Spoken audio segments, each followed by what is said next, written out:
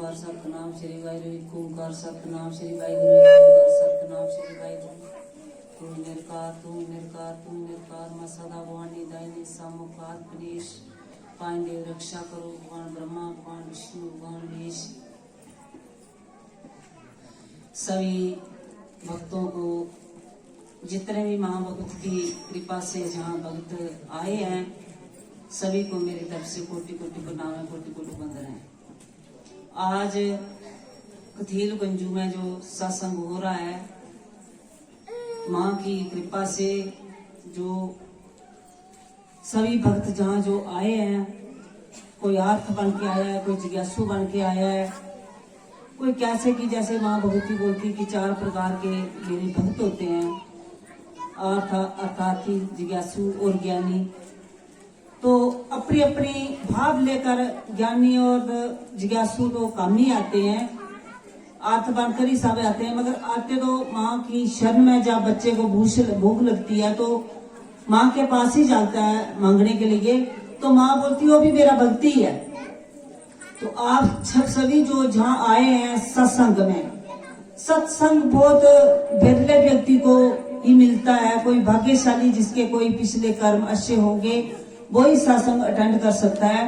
सत्संग का मतलब होता है कि सत्य का संग, जो सत्य का संग करना है, जो हमें संत महापुरुषों का संग, जिसने सत्यों को जानना है, जिसने अपनी आत्मा और परमात्मा, अपनी आत्मा का परमात्मा के साथ मिलन कराया है, जिसके भाषण से, जिसके स्पर्श से, जिसके दृष्टि से लोगों का कल्याण होता है। ये ही परमात्मा का तत्व होता है, ये आत्मज्ञान होता है, ये गुरु होता है। गुरु होता है कि संसार को साफ करना, एक माली का काम करता है। जैसे माली बगीचे में जाता है तो फूलों को साफ करता है, अच्छा बनाता है, तो एक भक्त भी एक वही काम करता है कि संसार को अच्छा बनाना, साफ सुथरा बनाना। क्योंकि हम जो है तो इंसान, अभी जैसे गुरु जी बोल रहे थे कि आकृति को हमारी इंसान की है, मगर हम ऐसे कार्य कर बैठते हैं जो पशु पक्षी भी ऐसे कार्य नहीं करते। वो हम एक मानव शरीर लेकर, आत्मा और परमात्मा दूर की रही, हम अपना इंसान तत्व भी खो देते हैं कि हम इंसान हैं। आज क्या कुछ इस संसार में हो रहा है, तो अज्ञान के कारण ही हो रहा है। हर व्यक्ति अपने ज्ञान को भूल गया, उनकी बुद्धि जो भ्रष्ट हो गई है, उनको ज्ञान नहीं है कि हम क्या कर रहे हैं, क्या खा रहे हैं, क्या पी रहे हैं, क्या कुछ कर रहे हैं, उसका ज्ञान नहीं है। पशु जैसा कि पशु की सोच संस्कार, जैसे गाय है, उसको कोई उसके आगे मीट रखेगा तो खाएगी नहीं, क्योंकि उसको मालूम है कि मेरा खाना घास पत्ते खाना ही मेरा खाना है, ये सात्विक भोग मैं खाती हूँ। बकरी भी यही खाएगी, मगर कुत्ता है, शेर हो गया, चीता हो गया, ये तो मीट मदरा इसका भोजन है, वो तो खाएगा। मगर इंसान भी आजकल किसका, पशु पक्षी किसी का भी मीट होगा तो खा लेगा, तो उसकी बुद्धि भी वैसी हो गई। जैसा अन्न खाएगा वैसा ही उसका भाव बनेगा। इसलिए शास्त्रों में बोला कि जैसा खाओगे अन्न वैसा होगा आपका मन। तो बुद्धि सात्विक कहाँ होगी, कहाँ परमात्मा की तरफ जाएगी। फिर हमें जीवन जो है दुख का जीवन ही बीतते हैं। जीवन हम जो जितना भी जीतेंगे उतना ही हम दुख से भरे हुए, और मरने के बाद फिर वापस आएंगे, फिर प्रेत बन गए, फिर दूसरों को कष्ट देंगे घरों में। आज देखो तो 99% जो घर में प्रेत बाधा ही है, क्योंकि कर्म अच्छे नहीं है। कर्म हमें करने का तरीका, परमात्मा की भक्ति करने का तरीका सत्संग से ही मिलता है, सत्संग से ही हमें ज्ञान मिलता है। इसलिए भगवान ने, परमात्मा ने अपने भक्त को आगे नियुक्त किया है। परमात्मा साक्षात आकर आपके पास नहीं आते। दोपहर में कृष्ण भगवान साक्षात आए थे, त्रेता में साक्षात भगवान राम आए थे, तो क्या उन्होंने लोगों ने उनको जान लिया? नहीं, अपने जैसा मानव ही उनको समझते थे। ये तो गया बीता कल युग है। इस कल युग में अभी भी थोड़ा धर्म है कि लोग थोड़े समझ रहे हैं, सत्संग में जाते हैं, मगर आने वाला कलयुग जो होगा तो ऐसे ही संत महापुरुषों की बातें हम नहीं मानेंगे, परमात्मा का नाम जप ध्यान नहीं करेंगे, तो आने वाला कष्ट पता नहीं लोगों में इस कलयुग में कितना भयंकर कलयुग आएगा। एक दूसरे को मारेगा, लोग एक दूसरे को मारने शुरू, अभी तो मार रहे हैं। अभी देखो तो युवा पीढ़ी कितनी कितनी भयंकर कार्य कर रही है, कितने नशों के छोटे छोटे बच्चे हैं, देखो कितने कितने नशे कर रहे हैं। और उतना उनका भाव देखो, कितने गलत कर्म कर रहे हैं। कोई लड़की के पीछे मार रहा है, कोई लड़के के पीछे लड़की मार रही है, कोई शराब पी रहा है, कोई गांजा, कोई कुछ भी पता नहीं कितने प्रकार के नशे कर रहा है। तो ये हम जब बोलेंगे कि नशा मुक्त रहो, नशा मुक्त बोलने से नहीं मिलेगा। भाव कौन चेंज करता है? परमात्मा हमारे भाव चेंज करते हैं। सत्संग में जाएंगे तो भगवान जो गुरु के वचन होते हैं हमारे हृदय में लगते हैं, और जो हमें शब्द देते हैं परमात्मा का, वो शब्द जब हम जपेंगे तो हमारे भीतर से गंदे विचार हटेंगे, अच्छा भाव हमारे भीतर में आएगा। क्योंकि परमात्मा का एक शब्द भी बहुत काम करता है। एक शब्द भी हमारे पूरे नेगेटिव विचार जो है पूरे बाहर निकलता है। मगर भाव शब्द से आप पाठ करोगे तो घर में एक व्यक्ति बड़ा भी अपने हमारे माँ बाप अच्छा कर्म करेंगे तो बच्चे भी सुनेंगे। माँ बाप ही हम गंदे कर्म करेंगे तो बच्चे क्या करेंगे?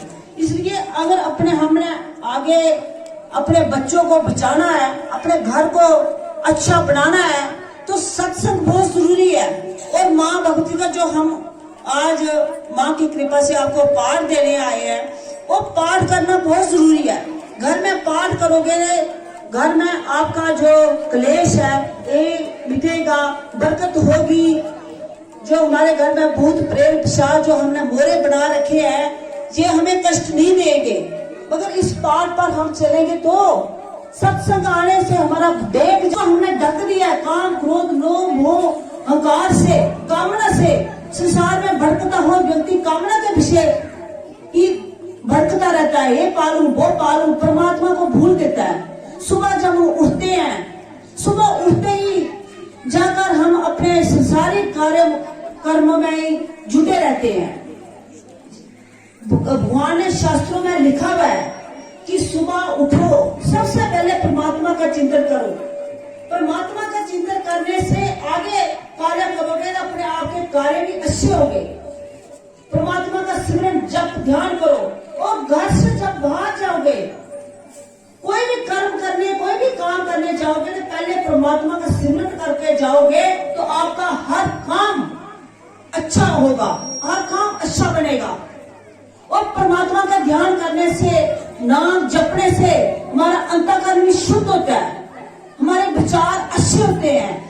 हमें सत्संग में ये ज्ञान होता है कि पाप क्या है, पुण्य क्या है, अच्छा क्या है, बुरा क्या है, क्या खाना है, क्या नहीं खाना है, ये हमें गुरु ही बता सकता है। माँ भक्ति की कृपा से कोई बता सकता है। भक्ति का रस लेना, आनंद लेना एक अलौकिक ही आनंद है। वो इस संसार में आनंद नहीं मिलता। जो आप लोगों को इस सत्संग में बैठकर जो आनंद मिलेगा, वो क्या और कुछ ब्याह शादी में जाओगे तो क्या आनंद मिलेगा? नहीं मिलेगा। ब्याह शादी में जाकर, कई पार्टी में जाकर हमें कई हमारे भीतर में कई कष्ट आएंगे, कई नेगेटिविटी हमारे भीतर में आएगी।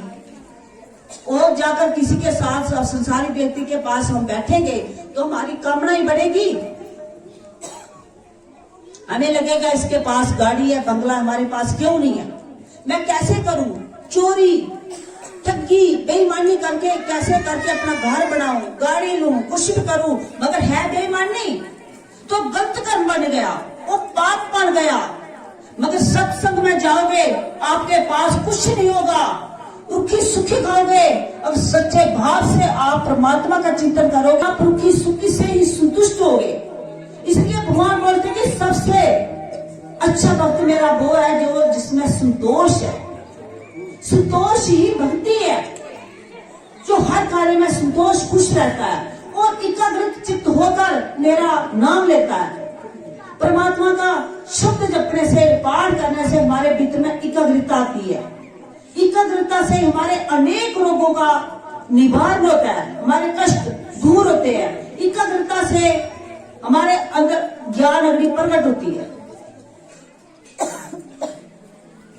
उस ज्ञान अग्नि से हमारे रोगों का निवारण होता है। गुरु के पास क्या होता है? से ही आप लोगों के जो कष्ट है उनका निवारण होता है। अभी जो हम आपको योग कराएंगे तो उस एकाग्रता से ही आप पर हम उस शक्ति का प्रभाव डालेंगे और आप एकाग्रित होकर जो हम आपको दो शब्द देंगे और वर्णन करते करते करते करते एकाग्रित होकर अपने आज्ञा चक्र में संसार चक्र में कहा आप लोग हैं, मगर ध्यान करना, मन भड़केगा तो भड़कने देना, फिर देखना क्या नेगेटिविटी कैसे आपके भीतर से निकलती है और कितने जन्मों के पाप जो आपके जहां सत्संग में कट जाएंगे। परमात्मा की भक्ति में बहुत शक्ति है। भक्ति करोगे तभी शक्ति होगी ना। एक भजन हम गाएंगे तो उसमें भक्त नहीं बन गए, या मंदिर में चले जाएंगे भक्त नहीं बन गए। भक्त का नाम है कि जो भक्ति में उस परमात्मा का रस लेता है, उसमें मिल जाता है, उसमें एक हो जाता है, 24 घंटे उसका ही नाम जपता रहता है। आधा घंटा 10 मिनट पार करेंगे तो भक्त हो गए नहीं। हम बोलेंगे कि हमारा दुख दूर नहीं होता, कैसे होगा? हम थोड़ी देर जप करते हैं, ध्यान करते हैं। ध्यान कहीं करते हैं, थोड़ा चलते फिरते 9 बारी के लोग बोलते कि हमने घर में बहुत काम होता है तो पार करने का टाइम नहीं लगता।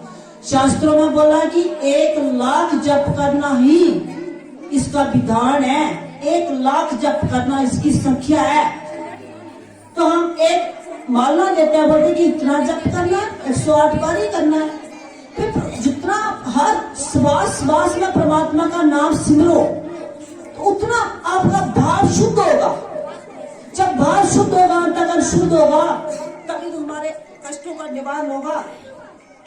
ऐसे नहीं तो ये हमारे एक ऋषि थे, मार्कंडेय ऋषि, जो देवी भागवत पुराण है मार्कंडेय ऋषि का, उनने ये लिखा है। तो ये ऋषि कौन थे? एक ऋषि के पुत्र थे, अल्पाजु थी, 16 साल की इनकी अल्पाजु थी। तो इनके घर में, ऋषि के घर में कोई बेटा नहीं होता था, कोई बच्चा ही नहीं था। तो इन्होंने भगवान शिव की माँ दुर्गा की भक्ति की। ऋषि तो परमात्मा के भक्ति होते हैं, और उन्होंने बोला कि मेरे घर में कोई बच्चा नहीं है तो परमात्मा कोई संतान दे दो। भगवान शिव प्रकट हुए, उन्हें बोला कि आपको क्या चाहिए? उन्हें बोला कि प्रभु एक संतान दे दो, तो आपकी कृपा है। उन्होंने बोला ठीक है, आप कौन सी संतान लेना चाहते हो? एक 100 साल वाली की 16 साल उम्र वाली? मगर जो 100 साल वाली होगी वो संतान आपको कष्ट देगी, क्योंकि वो संतान आपको सुख नहीं देगी, दुख ही दुख देगी। उसका नकारात्मक भाव होगा, अच्छा विचार नहीं होगा, उसका अच्छा भाव नहीं होगा। उस संतान से आप सुखी रह नहीं सकोगे। कौन सी संतान चाहिए? तो बोला प्रभु मुझे, वो ऋषि थे, सब कुछ जानते थे। उन्हें बोला आप ऐसा करो, मुझे 16 साल वाली संतान ही दे दो। उन्हें बोला ठीक है। जब वो 16 साल वाली संतान उनके घर में हुई तो ऋषि भक्त हुए, ऋषि हुए। उनके घर में कौन आता है? भक्त व्यक्ति आते हैं, ऋषि आते हैं, कोई अच्छे भाव वाले, अच्छे विचार वाले आएंगे। और उनके घर में कोई नहीं आता, क्योंकि राग द्वेष वाले या संसारी व्यक्ति उनके पास बैठेंगे नहीं। क्यों? क्योंकि उन्होंने, उनके पास जो बैठेंगे उन्हें परमात्मा, आत्मा परमात्मा की बात करनी है, संसारी बात तो करेगा नहीं। तो संसारी व्यक्ति को तो उसकी बात अच्छी नहीं लगती। जो भी उनके घर में आता था उन्हें बोला बेटा जब थोड़ा बड़ा हुआ, उन्हें बोला बेटा अब ऐसा करना कि जो भी हमारे घर में आता है उसके पैर छू लेना आप। तो जो भी आता था बच्चों को जैसे सिखाओगे वैसे बच्चा करेगा। जो भी आता उनके पाँव में पड़ जाता था, तो सभी आशीर्वाद देते थे उसको।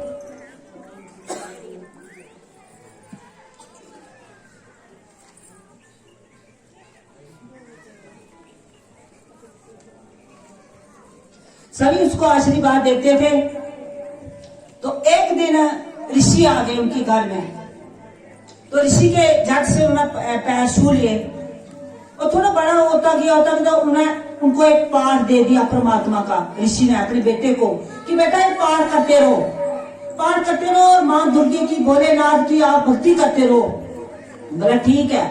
जब बड़ा हुआ तो उसको पता चला कि मेरी अल्प आयु है, 16 साल आयु है मेरी, उसके बाद मेरी मृत्यु होगी।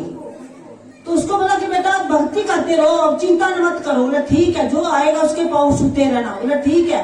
ऋषि उनके घर में आए तो उन्होंने झट से ऋषि के चरणों में पड़ गया। तो ऋषि ने उनको लंबी उम्र का आशीर्वाद दे दिया। जब ऋषि घर चले गए तो जब अपने ध्यान में बैठे हुए थे, उन्होंने देखा हो ये तो बाल का अल्पाजु वाला है, मैंने इसको बड़ी लंबी उम्र का आशीर्वाद दे दिया, अब क्या करना है, अब क्या करूं। तो ऋषि ने भी उनके लिए पाठ किया, परमात्मा से प्रार्थना की। जैसे आप लोग सभी हमारे पास जब आते हैं तो हमें भी हमारा कर्तव्य बन जाता है कि आप लोगों के लिए पाठ करना। आप लोग अपने पाठ से ठीक नहीं होते, मगर जो करता है बोलता नहीं है, मगर आपको समझाने के लिए हम बोल रहे हैं। तो ऐसे ही ऋषि को भी उनके लिए पाठ करना पड़ा। वो पाठ करते रहे। एक दिन 16 साल के बाद उनकी मृत्यु आ गई। तो भगवान शिव के मंदिर चले गए। बोला कि मंदिर चले जाओ, वहां पाठ करो। ऋषि ने बोला बेटा वहां पाठ करो। आप वहां गए तो जमराज आ गए। जमराज मंदिर के आगे अंदर तो आ सकता है, जैसे अभी जहाँ सत्संग हो रहा है, जहाँ भी कोई नकारात्मक आत्मा, कोई गंदी आत्मा जहाँ नहीं आ सकती, तो वो मंदिर में नहीं जा सकते। रस्सा वहां से दूर से फेंकने लगे उनको लेने के लिए, क्योंकि उनके प्राण निकालने थे, लेने थे। मगर और भगवान शिव का ही भजन, माँ दुर्गा का ही पाठ करते रहे और उनकी भोलेनाथ की पिंडी से चिपक गए। तो भोलेनाथ को प्रकट होना पड़ा। भोलेनाथ बोला कि आप क्यों मेरे भक्त को तंग कर रहे हो। उन्होंने बोला कि प्रभु आपने ही भेजा था कि इनकी आयु समाप्त हो गई। उन्होंने बोला भेजा था, मगर अब ये मेरा भक्त है, अभी ये बहुत इसकी लंबी आयु होगी और एक जगत का कल्याण करेगा, इस सभी जगत का कल्याण करेगा, मेरा भक्त होगा। इसलिए कि जो पार करता है उसको कोई भी कष्ट नहीं लगता, मगर सच्चे भाव से जो करता है तो उसकी अल्प आयु भी बढ़ जाती है। मगर अब संसार का चिंतन करेंगे या लोगों की बातें सुनेंगे कि बोलेगा कि ये पाठ से ठीक नहीं होते, ये ऐसा है वो है, तो मन में शिक्षा रखेंगे तो पाठ हमारा पूर्ण काम नहीं करता। हमें पूर्ण जो विश्वास और श्रद्धा, आप उधर भी गए थे पुख्तहर में सत्संग हुआ था, तो हमारे एक शास्त्री जी थे, उन्होंने भी सभी लोगों को बोला था कि आप एक शर्त है कि श्रद्धा और विश्वास तो आपकी है, वो तो आपको करनी पड़ेगी, वो करोगे तभी तो आप पर सही कृपा होगी। मगर एक दिन 2 दिन आप पाठ करते हैं, छोड़ देते हैं। जब तक आप पाठ करोगे, कई लोगों के हमारे पास फोन आते हैं कि हम पाठ कर रहे थे तो ठीक थे, मगर छोड़ दिया तो बीमार हो गए। पाठ करने का मतलब कि आप पाठ करते रहोगे तो आपके जितने भी पाप हैं वो भस्म होते हैं, वो जलते रहते हैं। जब पाठ छोड़ते हैं, छोड़ने के बाद 1 महीना 1 साल भी लग सकता है, 2 भी साल लग सकते हैं, जितने पुण्य हो गए आपके तो कष्ट आपको नहीं लगेगा। मगर दोबारा जब पाप अर्जित हो जाते हैं, दोबारा पाप जाते हैं, तो हमें फिर दोबारा से कष्ट लगने शुरू हो जाते हैं। इसलिए कि जितना भी आप पाठ करोगे तो आपके दुखों का निवारण होगा। अभी हम जोग कराएंगे क्योंकि टाइम बहुत कम है। जोग कराएंगे, पहले एक भजन होगा, उसके बाद हम आपको एक जोग कराएंगे। उस जोग में देखना, आप अपना अनुभव करना, उसके बाद आप सभी लोगों के अनुभव भी हुए होंगे। अभी एक भजन होगा।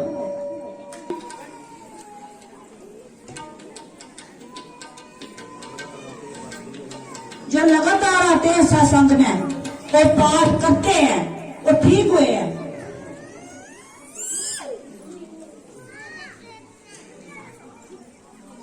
अभी देखो कितने लोग ठीक हुए, तो माँ भक्ति ने ठीक की है, हमने तो नहीं किया है, मगर इन्होंने पाठ किया तभी ये ठीक हुए हैं। अब इसके बाद ये सभी लोग अपने अपने सुनाएंगे कि क्या मेरे को प्रॉब्लम थी, कब से सत्संग आ रहा हूँ, कहाँ से हूँ मैं, सभी अपना बाद में सुनाएंगे। अभी सभी बैठ जाएंगे।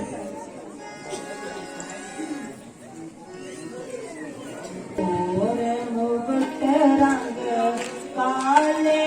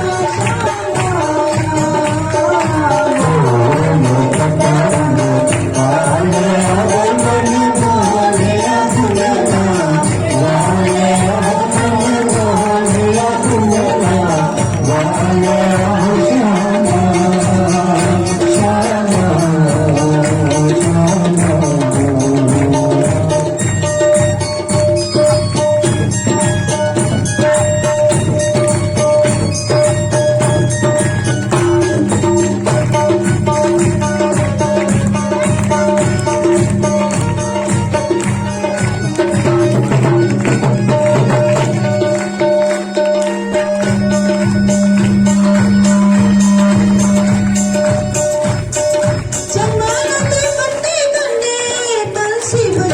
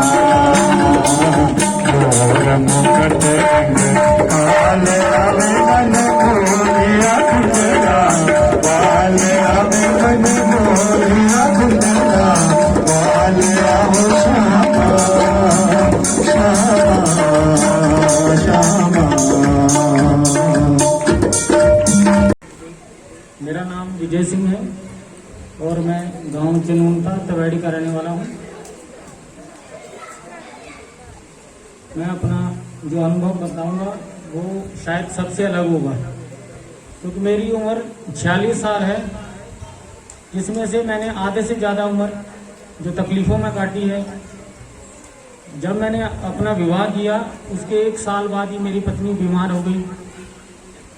कई डॉक्टरों से इलाज कराया, चलते चलते चलते आगे जो संतान हुई, एक बीमार फिर दूसरा बीमार। मैंने सोचा शायद मेरी किस्मत ही खराब है, या मेरी किस्मत में ही ऐसा लिखा है कि दुख। और इसके चलते मेरी पत्नी को ब्लड कैंसर हो गया, उसका इलाज कराते रहे, अभी तक चल रहा था।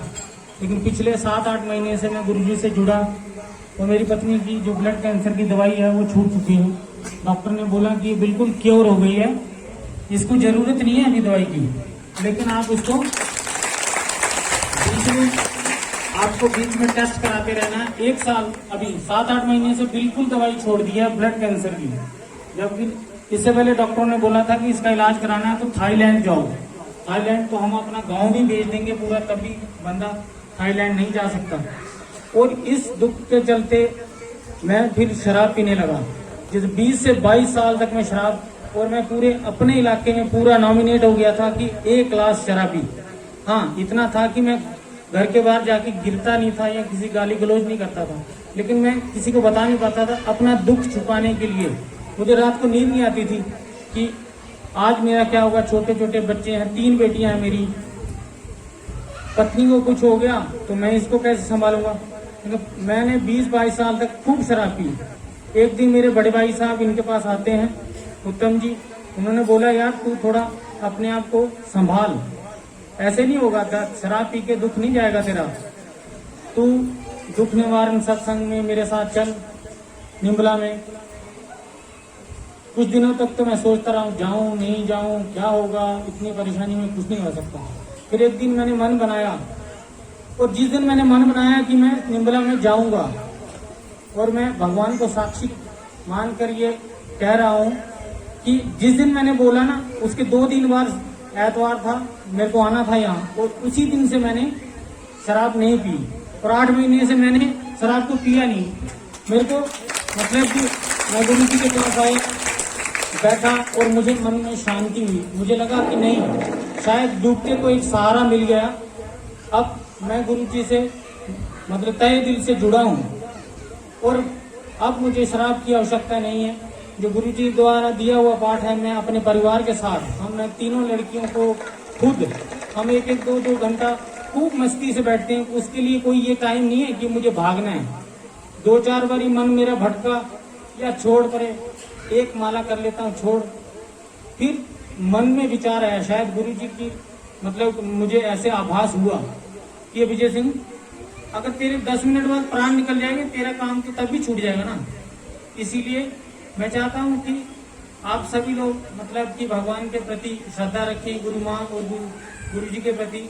और इन्होंने मतलब कि मेरा जो थाईलैंड जाने का मतलब वो सपना ही था, लेकिन जाना नहीं पड़ा। डॉक्टर ने बोला कि यार ये अचानक जो 15 साल से आपने लाखों रुपए लगा दिए इस पर, ये क्योर नहीं हो पा रही थी, ये अचानक एक चमत्कार है, जो कि वो मतलब मेरे लिए चमत्कार है। मेरा परिवार बिल्कुल ठीक है, और मैंने 8 महीने से एक भी दवाई, बुखार की भी दवाई मेरे परिवार में नहीं ली है।